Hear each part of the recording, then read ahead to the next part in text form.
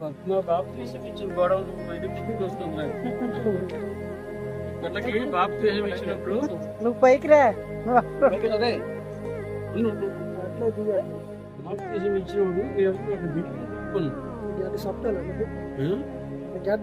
గడ్డ లోతుకి కిందకి దీపం అలా గురించి సరిపోతుంది. అలా గురించి ఇసుక రాయిచ్చి నూనె ఇవ్వండి. రైట్. ప్రార్థన. కళ్ళు మూసుకోండి అందరూ. పునాది రాయి వేసినామంటే ఎంత సంతోషం ఉండాలో తెలిసిన అందరు గట్టిగా హల్లెలూయా చెప్పండి.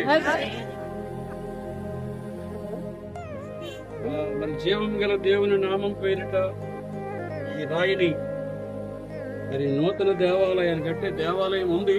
దేవాలయం ఎక్స్టెన్షన్ చేయడం కోసం మనము మరలా కొత్తగా దీన్ని పునాది వేస్తున్నాము. నేను ప్రార్థన చేస్తున్నాను, మీరు కూడా నాతో పాటు ప్రార్థనలో ఏకీభవించండి. పరమ తండ్రి, మీకు స్తోత్రములు, వందనాలు, కృతజ్ఞతలు చెల్లిస్తూ ఉన్నాం.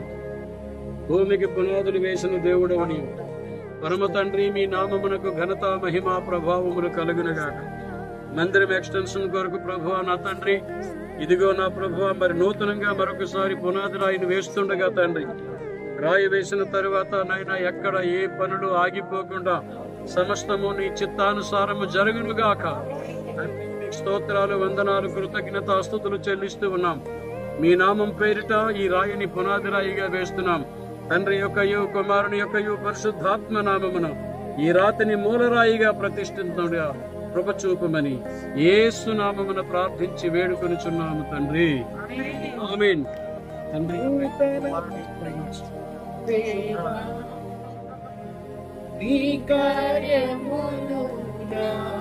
తండ్రి నీకు స్తోత్రములు, వందనాలు. నా దేవా నా తండ్రి, అలనాడు యాకోబు ఆయన తన తల కింద రాయిని తలగడగా చేసుకున్నటువంటి రాయిని, ఆ రాయిని నూనె వేసి అభిషేకించి ఆ తర్వాత అది బేతేలుగా గొప్ప ప్రార్థనా మందిరముగా కట్టబడింది. కాబట్టి నాయన ఈ రాయిని నూనెతో మేము అభిషేకిస్తుండగా కృప చూపమని యేసు నామమున ప్రార్థిస్తున్నాం తండ్రి. ఆమేన్.